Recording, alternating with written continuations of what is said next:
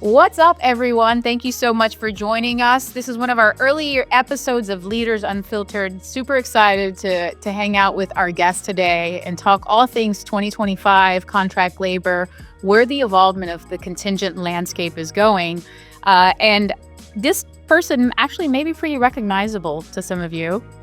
He is an indie recording artist. He's also an industry influencer. He's a 3-time SIA Game Changer, class of 2020, 2022, and 2023. He's also a good friend of mine. You may know him as a CWM nerd. You also may know him as Big E. Whatever the case is, please welcome our guest, Eric Osterhout. Yeah, thank you so much for having me today. I'm very excited about this, and I think this is going to be just a great conversation today. And that's what we're hoping. That's definitely the vibe that we want to play out in the Leaders Unfiltered podcast. And really what we wanted to talk about today is 2025. And there's a lot of things that are happening right now within the market, and especially through the onset of the last couple of years. Anyone that has been within this industry can tell you all about the layoffs that have happened, the downsizes in certain projects, a kind of a shaky economic situation that we've had across various different markets. But we ended up the year with a glimmer of hope, I think, and hiring indexes and contract labor stats out there show that there have been some positivity within the market. But one of the things that I thought would be interesting to just kind of kick off is in reading through a recent article, and this was published by ASA, they mentioned that 36% of the workforce in 2020 was contract labor. They are predicting that this year, that number is going to go up to 45%. So interesting, and it's phenomenal growth that we've seen over just the last 5 years. So before we go into, hey, where is this year going? I really want to pick your brain on where we have been. So can you talk to us about your perspective on the shifting landscape that's kind of attributing towards this pretty strong growth over just 5 years? And if you want to take us back a little even further than that, you're welcome to, before we kick things off into the year ahead. Awesome. That is a great topic.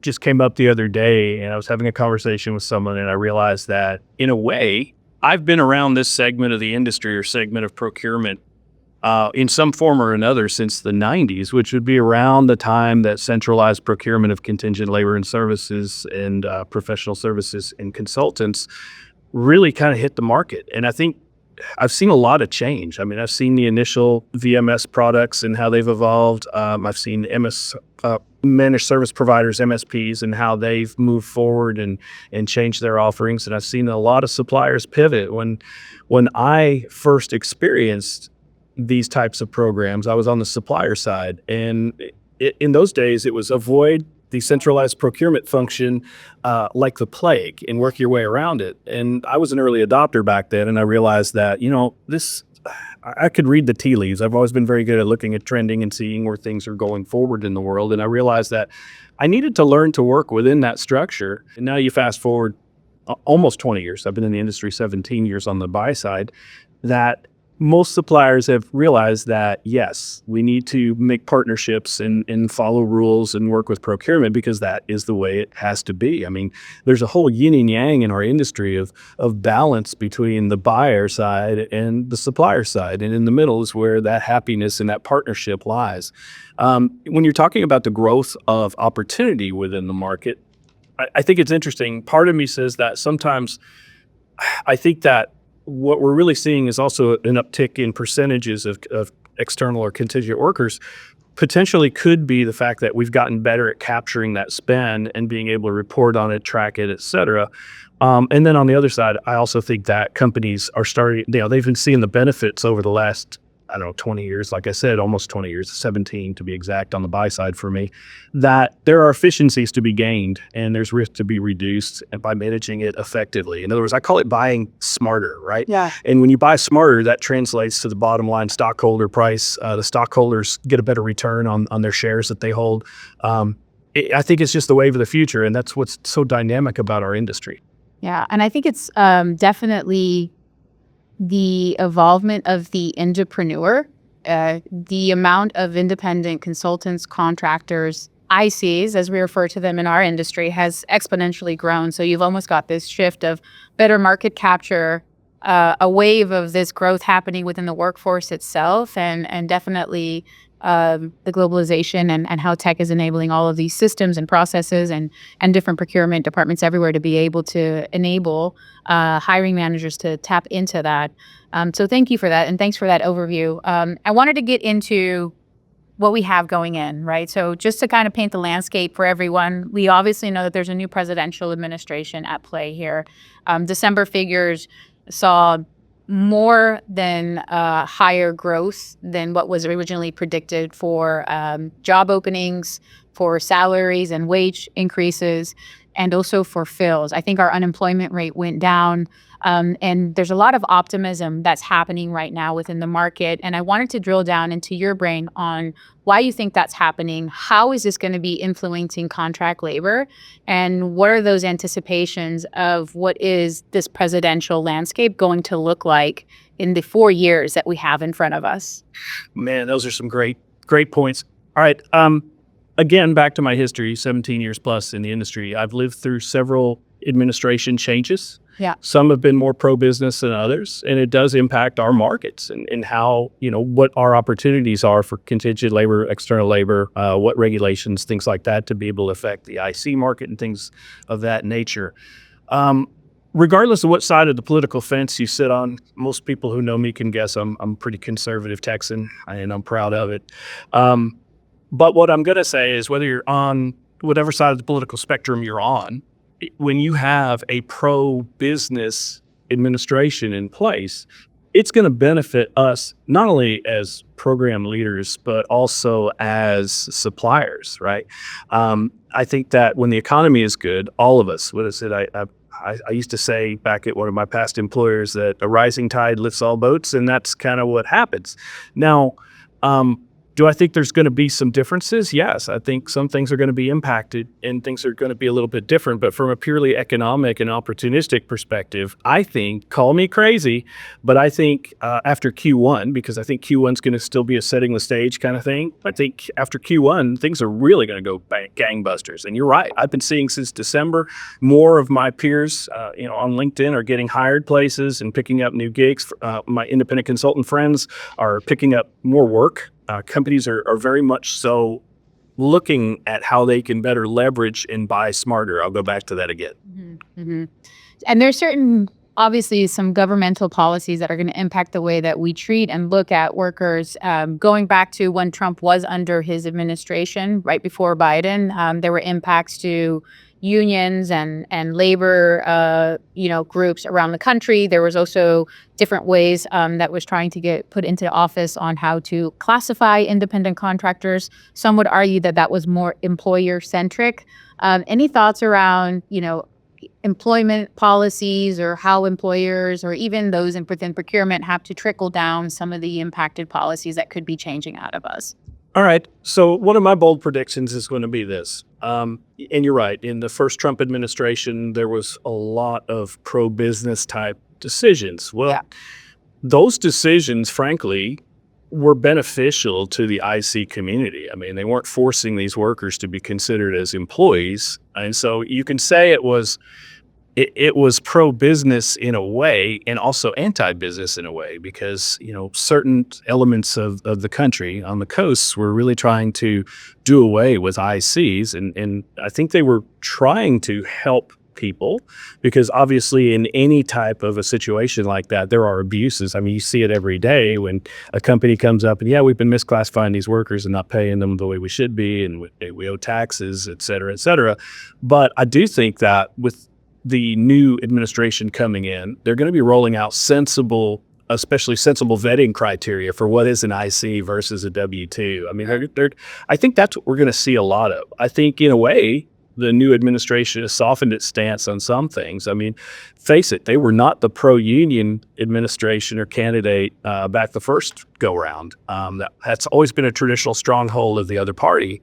And now we're seeing that the unions are starting to be embraced by this new administration. And I think that will be good for everybody. It will be good for worker protections, but it'll also be good for business because it'll be fairly applied. And I think we're going to see a lot of that in other programs that they touch on and other regulations that flow down. That's my honest opinion right there.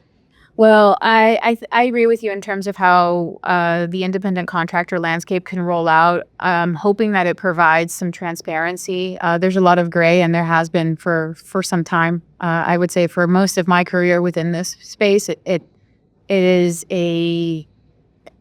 there is no black and white in what we know on how to classify an independent contractor outside of some guidelines and some state statutes that have influenced the markets. So we'll see where it ends up falling, but I do agree. I think that there's a semblance of what we saw during the prior administration kind of trickle back in through the next 4 years. And can I throw out one more thing too? I think we're going to see a massive, and it may not happen this year. I think it's going to happen in the later years of this current administration that's coming in. I think we're going to see a massive overhaul of how healthcare is. And I know that sounds crazy because you don't immediately think healthcare when you're talking about contingent labor, but it does impact the markets. And I think if we could get a sensible approach to healthcare, you're going to see more organizations. They're going to have to become more competitive and treat their employees better. And the reason why I say this is many folks stay at a company regardless of how unhappy they are or how they're being treated because they need the healthcare insurance because it's so prohibitively expensive and can be catastrophic to a family, especially from a cost perspective. So I have the feeling they're going to overhaul that as well. And that might make it a little more easy for workers to be portable and maybe look at more freelancer positions and do what they want to do. Right. That's my bold prediction. And I think that's going to happen sometime in 26 perhaps or 27, that there's going to be a focus on that. So bold predictions coming from Big E, but you mentioned healthcare and especially on the consumer patient side. Are there any other industries that you're really feeling are going to get an uptick and maybe even on the other side of the spectrum, a little bit more on the slower downtick, if you would, side? For one thing, I think energy is going to get a tremendous boost. When the last administration took over, they killed off many energy-related projects and also increased regulation. They cut drilling. So I think the energy industry is going to see a huge boon. And there's a lot of companies that support that industry, especially in our niche of the industry. A lot of suppliers. Reports to you guys live from Houston, Texas, just to be clear, right? We're in the petrochemical USA. Yes. And obviously, I think where I would be a little concerned, and I may be putting the cart ahead of the horse here on this conversation, but I do think tech companies, there are going to be some changes. Will there always be opportunities at tech companies to provide contingent labor and ICs and things like that? Absolutely. But I do think we're going to see some changes based on technological advances. Okay. Yes. So by changes, you mean potential job cuts or role eliminations, or what do you mean by changes? A little bit of both. I Okay. think that and there's going to be some inevitable job cuts. I think there's also going to be an opportunity for folks to move into other roles within those companies. Yeah. But I don't think it's going to be on a magnitude to really offset the losses. I think there are going to be some losses. But at the end of the day, we have seen in the industry technological advances that have predicted doom and gloom. I mean, I don't know. It wasn't that long ago that we were talking about, even before AI, and what was that word you used earlier? Oh, well, it's definitely a perfect segue here because I think it painting a good picture. By the time that this recording lands, it's going to be sometime in February, but we're doing this recording right now in January, and it is at the cusp of some major layoffs that Meta has announced, complete job role eliminations and departmental eliminations. So I think it's an interesting time.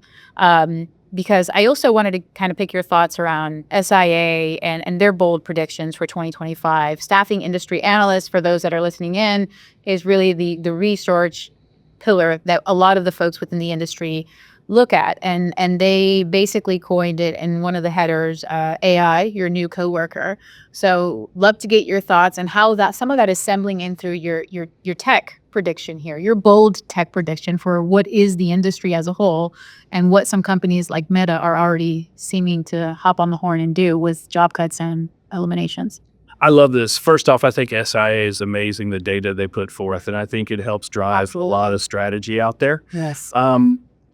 Whether or not my next coworker is going to be AI, I think that Agentive AI. agentive AI. Yeah, I was learning new words here. That's a word that I'm picking up on. Agentive AI is the word for 2025. That's a prediction. But I'm also going on the flip side because everyone runs around with their arms in the air, circling and yelling and about the doom and gloom and things are terrible and everybody's going to lose their jobs to AI. Well, again, I go back to 17 years in the industry. I've seen a lot of maturity in the technology end of how contingent labor can be managed from a technology platform perspective all the way to making things better for facilitating and finding talent and bringing talent into an organization. And I've got to say, there are still companies out there that don't even have a Gen 1 program or that don't even have a Gen 1 program that's really functional. And thank God for that, because people like me, when they do get laid off from time to time, when I go back into my consulting role, there's still plenty of opportunities for me to go to work and help people. And so I say that, yes, at some point, AI is an enabler. It's another tool that companies can use to become more efficient. I think that AI will be used and it will replace certain skill sets, as we've talked about. But I go back to the fact that we've also been chasing statement of work as program leaders. We've also been chasing total talent management as program leaders for as long as I can remember in this side of the world. And so I think, yes, is it the future? Yes. Do I think it's happening tomorrow? And yes. Do I think, well, yes, within reason. I think that some companies are going to early adopt and are going to adopt where it makes sense. But there's still a lot to be figured out. I mean, there's still legal ramifications around the use of AI in hiring, for example. So I look positive, and I think that there are still programs that need to learn to walk before they can run. And I do think that there is a use for these tools, and especially to be able to make program teams more lean and efficient from the buyer side. But I don't think it's going to be an overnight process. That's my take on that. AI and aliens. Yes. Okay. I think if I could give my 2 cents here for the fellow compliance nerds, this is where we really find the value of that incalculable element of maintaining upholding compliance. We are certainly at the dawn of a new compliance era when it comes to AI and the way that data is procured. I mentioned something on a LinkedIn post a couple of weeks ago about this because there is so much that's going to go in through the testing, the adoption, the policy rollouts, the impact on the day-to-day for the very users, the systems, how those enable the processes. But it is an exciting time, and I am more on the optimist side than the doom and gloom. And recent reports, I think, also indicate that, because in the amount of roles that they are eliminating, and highly administrative roles, repetitive roles, and somewhat quote-unquote monotonous roles are the ones that are more than likely going to be eliminated. But it's actually creating more jobs and opportunity from what early research is indicating when it comes to AI, at least thus far. So I want to just kind of go in through a different direction here, because we mentioned what are those industries that you think are going to do well. You talked about oil and gas and the energy sector. We also talked about tech. But to me, one of the greater elephants in the room for this year ahead, when I think about all the different trends that are happening, DE&I is definitely on that.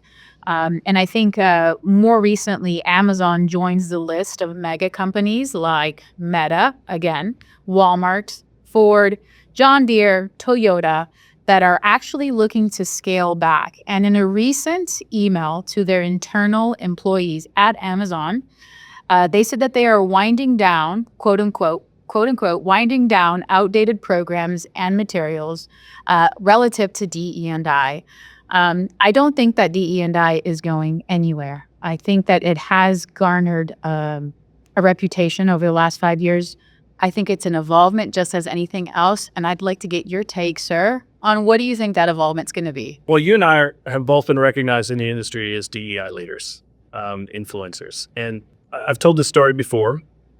My parents divorced when I was very young. And in fact, I'll share something, a biggie sharing here, probably sharing too much. My dad left my mom for my mom's best friend and took over her family and left us to pretty much fend for ourselves. So I was raised by wolves. So if I say, sir, somewhat off. Wolves and strong women, which and it can be the same thing on certain days. In a panel session I was on at SIA that you referenced, I talked about this journey. I didn't go to the greatest schools in the world. I wasn't a frat boy. I mean, I've clawed my way up to where I'm at, and I've got a lot of scars, and probably could use some therapy, which we'll check into that after we get off the podcast. But I think you're right. What I'm seeing, and I'm a proponent of DEI, is I think that there were a lot of companies that were using the DEI mantle. They were paying lip service to it. I know that's not popular, and I'm sure people out there will be nodding their heads. At least I hope they are, or else I'm going to get some nasty emails on LinkedIn. But I think that there were a lot of companies that really were more focused on talking about it because they know that the people, the workers, the society, the investors are expecting sustainable solutions and sustainability. And part of the ESG offerings have to do around people as well. The consumer, they demand that we treat people fairly. I think that's really where the DEI focus is going to shift to, is about treating people fairly and access, right? At the end of the day, it should still be about who the best person is to do a job. But let's bring people of differing backgrounds to the table and differing points of view. I think that's and it's really almost redefining differing. right. Redefining different, because we all are innately different. What does different mean, and how does that actually leverage to the business strategy? Yeah, and one thing I've written about, and some of you may have read it, I hope you did, when I posted it and things, about institutional thought, right? I think we see a lot of companies at times that they promote people within an organization, and people stick around so long that they forget how the rest of the world has evolved, right? And they don't understand that. Yeah, and that's exactly what's pointing to why I firmly believe that it's still going to be a priority. Sherm actually posted something that it's still a priority for 2025 because of many of the reasons that you've mentioned. But at the end of the day, in the very essence, it can lend to a competitive advantage and better company culture. But I do think if I was to put a crystal ball on things for DE&I, I think that the next chapter of DEI, with consideration to what we're seeing with Amazon and Meta and Walmart and Ford and John Deere and Toyota, and I can continue to go on because there's many other companies that are scaling back. I think that it's a redefining of diversity, and what that inclusivity means within the organization. And the reason why I say that is because, quite frankly, I'm a millennial Latina that came from lower income Houston. So as a DE&I champion, what I have seen is that it almost has, and there's something very critical and important about nomenclature and how we're utilizing.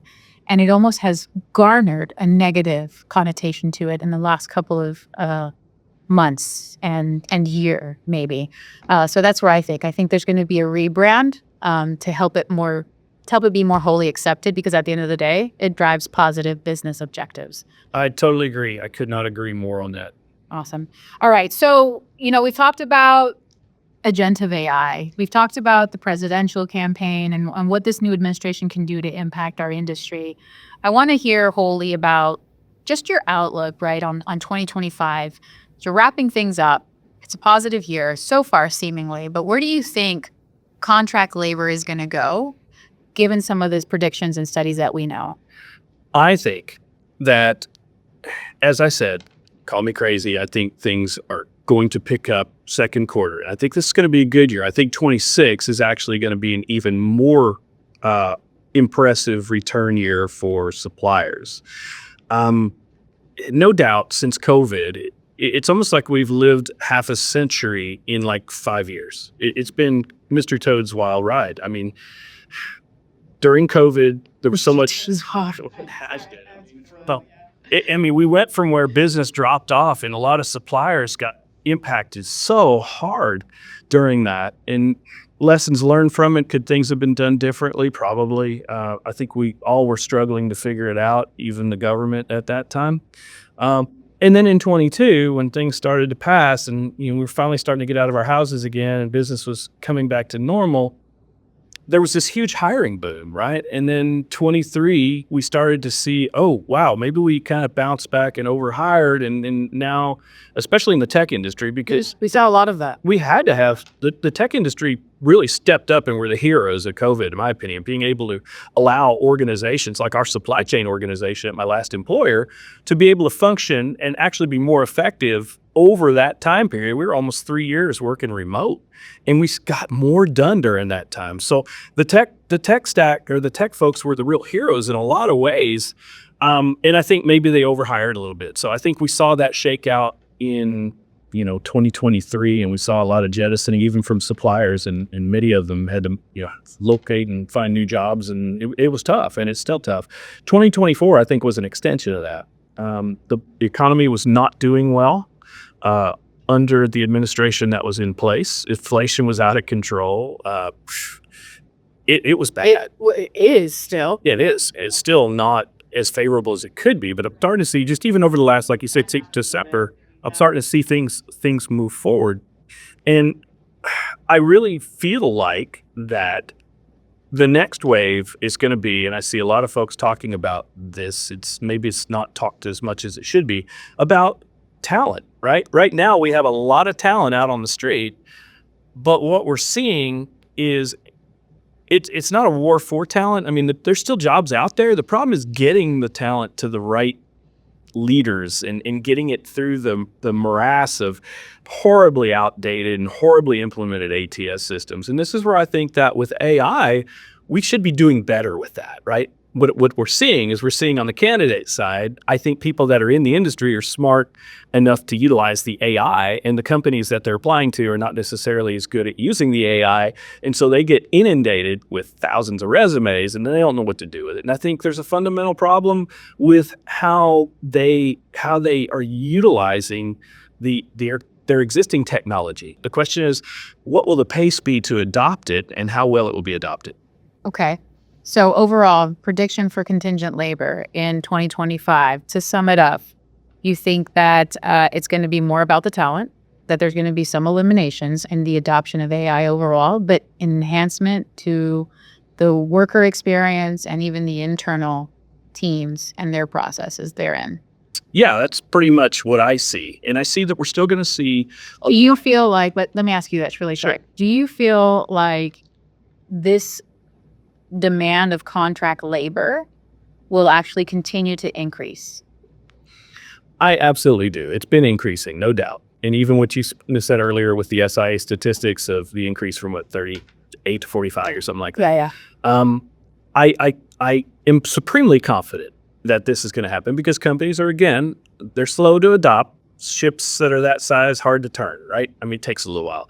And I still think that there are a lot of companies that really don't even have any ideas what their actual headcounts are from a external worker and a regular employee. Absolutely. So Yeah. I think there's going to be a lot of opportunities for that. And I think that companies, even the companies that were slow to adopt, are starting to realize, like I think I told you earlier, I had a meeting with a company this week that was talking about their contingent labor program or lack thereof and how they manage it. And they really are looking for solutions because they realize that it is a huge amount of spend that non-employee workers are under. In other words, contingent labor programs are a sizable chunk of spend. And if it's managed correctly, it can be a sizable chunk of savings as well as mitigation for the company and in the way of reducing risk and also getting better talent faster. So again, I just can't help but say that I probably should have my sunglasses on after Q2. I think it's going to be bright out there. Woo! I am so excited for that, especially after the last couple of years. And, it's all coming to the surface. So let's hope that optimism stays and that we can see it come and flourish throughout the years ahead. Because this isn't just about 2025. This truly is about the next several years ahead of us when it comes to contract labor. And I'm hoping that this is not one of those moments where we'll look back on this and we're wrong. I think that this is feeling good and we'll be right. So I'm right there with you. The last thing I wanted to ask you about, maybe the most controversial question of this whole podcast, at least that's what it feels like on LinkedIn. to work from home or not work from home? That is the question. And I want to paint the picture here because so many of my colleagues and your peers within this space are going back to the office. However, many different institutions, including SHRM and including ASA, still feel like the remote wave of work from home 100% of the time is here to stay, and it will actually increase. Sir, you are pulling out the sunglasses. What is happening right now? I need to protect my identity. That's why I lived at a not disclosed location far out in the country. Because I have some very controversial takes on this, and I've been a vocal proponent of remote work, and I have called out some of the industry dinosaurs running companies over the last few years. I mean, when Christopher Dwyer reaches out to me and says, "Hey, can I steal a quote from something you posted?" And first of all, I was extremely honored because Christopher Dwyer, I consider a legend in our niche. So I'm going to put on my sunglasses just to kind of protect my identity. There you go, folks. Yeah. If you're watching us on video, so he's got the sunglasses, although you can find him. Yeah, I guess I'm not. It's not that easy. That was awesome. That was awesome. Find a beer joint where I'm playing guitar sometimes, with my original music or my cover songs. All right, so let's get real here. This is I'm going to get really down and dirty.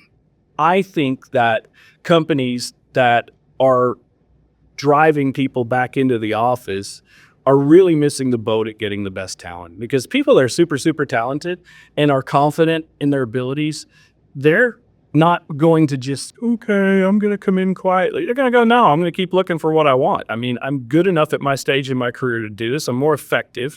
And you're either going to get it or you're not. So you're seeing some roles being replaced at companies with subpar employees, in my opinion. And so I don't want to hear a bunch of LinkedIn email about that one either, because I think you're going to share some LinkedIn emails regardless of what happens at the end of today's episode, folks. It's happening. Well, there's exceptions, obviously. Yeah. Sometimes some people like being on site. All right, so let me ask you this then, because okay, I get it. When it comes to the best talent, you gotta be flexible. Right. What is your take on the green talent, on the entry talent, on the Gen Zers coming into the workforce that have never worked in an office and have lived with this cell phone their whole life?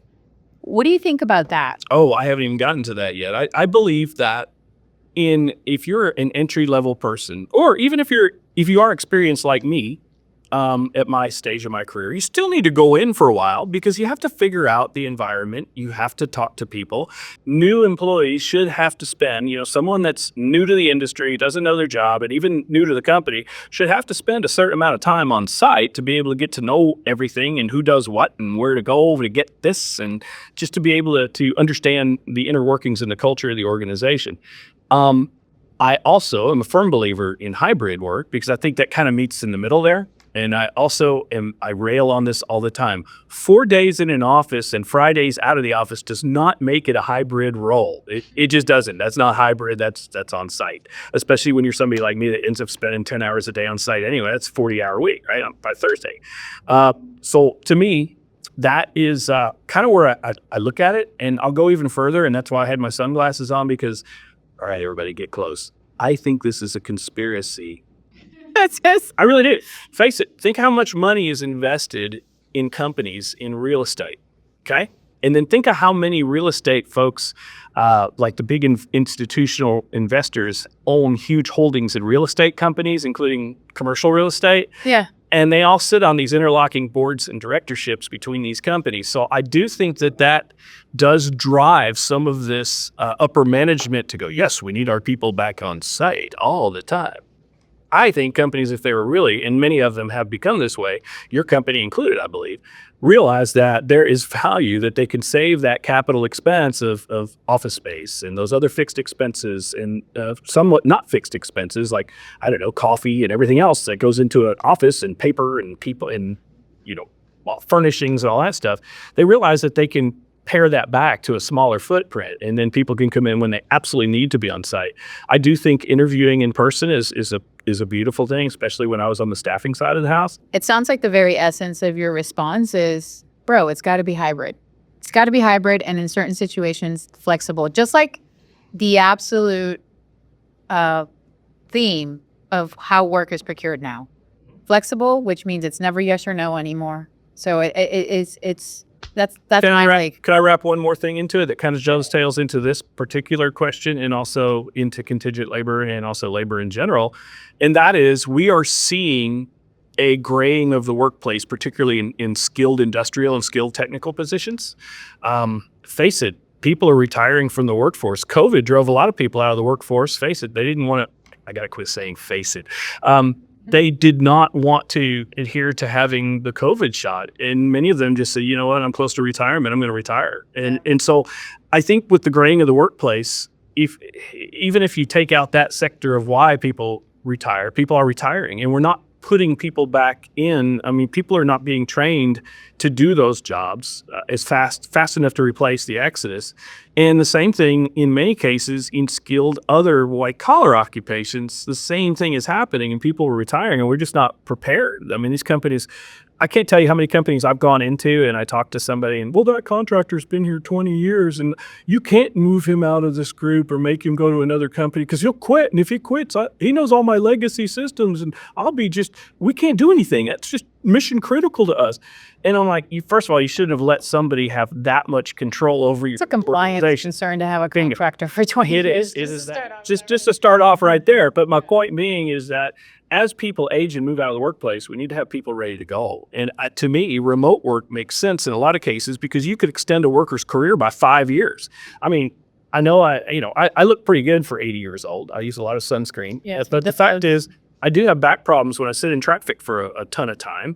And I think a lot of people even younger than my 80-year-olds that I back problems. have back problems from sitting in traffic all day. I mean, Yeah, that was 3 to 4 hours of our lives back in the day. And that's a very big commitment. Actually, somebody shared a story with me the other day that C-level executive got recruited for a role. They're here in Houston, in Chicago, 5 days a week.